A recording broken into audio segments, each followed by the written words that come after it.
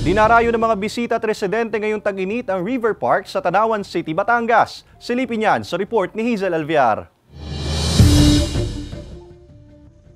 Isa ang lungsod ng Tanawan, Batangas sa halos araw-araw nakakaranas ng mataas na heat index. Base sa forecast ng Pag-asa, 41 degrees Celsius ang heat index ngayong araw sa lugar. Kaya naman para maibsan ang damang init ng panahon, dinarayo ngayon ng mga residente maging ng mga bisita mula sa ibang lugar ang Pag-asa Weather Bureau River Park sa Barangay Ambulong sa lungsod. Madali lang itong puntahan dahil nasa likod lang ito mismo ng Pag-asa Ambulong Station na nasa 15 to 20 minutes lang ang layo mula sa sentro ng lungsod.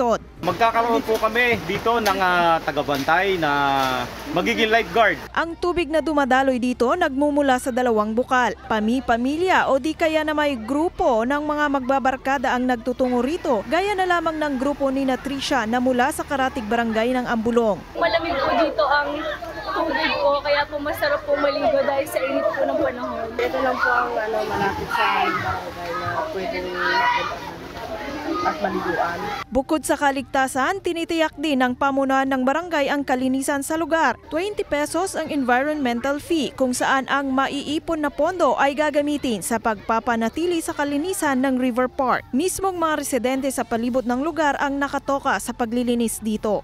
Ayak po sa umaga ay nagwawalis na. At kung halimbawa po,